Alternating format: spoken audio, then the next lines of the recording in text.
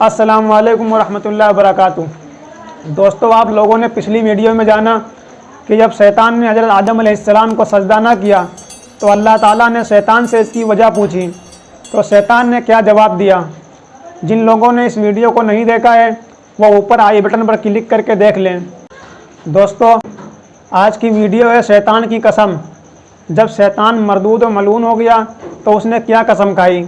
Video को पूरा ज़रूर देखें ताकि समझ में आए। चलिए वाक़या की तरफ चलते हैं।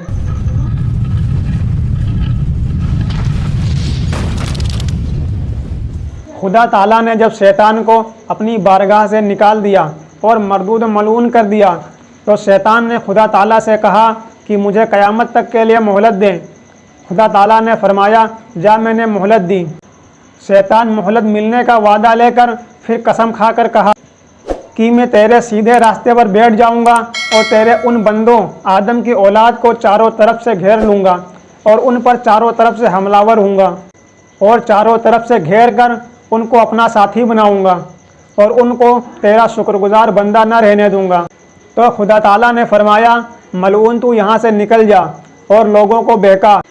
मेरा भी ये ऐलान है कि जो तेरे कहे पर चलेगा उसको भी तेरे साथ जहन्नम में दाखिल करूँगा।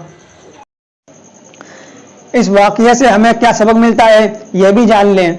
शैतान ने अपने साथी और अपने रफ़ीक के जहन्नम बनाने के लिए कसम खा रखी है कि मैं लोगों को चारों तरफ से घेर कर उन्हें गुमराह करूंगा, और खुदा ने इसके कहे पर चलने वालों को जहन्नम में दाखिल करने का ऐलान फरमाया है। लिहाजा हमें शैतान से हर वक्त चौकन्ना रहना चाहिए।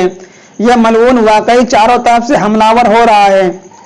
कहीं सनीमा चल रहा है तो कहीं मकरो फरेब हो रहा है।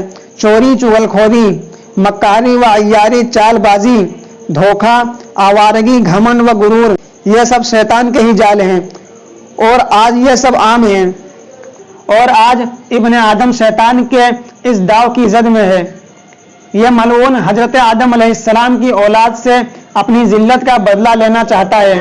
मुबारक हैं वो लोग जो इसकी जद में नहीं आते, और बड़े ही बदबख्त हैं वो लोग जो इसके बहकाने में आ जाते हैं। मुसलमान को इसके दावों से बचने के लिए हर वक्त मुस्तैदा रहना चाहिए ताकि खुदा ताला के अजाब से वो बच जाएं। आज की वीडियो में बस इतना ही। दोस्तों, अगर वीडियो अच्छी लगी हो तो लाइक करें, चैनल को सब्सक्राइब करें और वीडियो को आगे भी अपने दोस्तों में शेयर करें। अस्सलाम वालेकुम वरहमतुल्लाहि वबरकातुहू।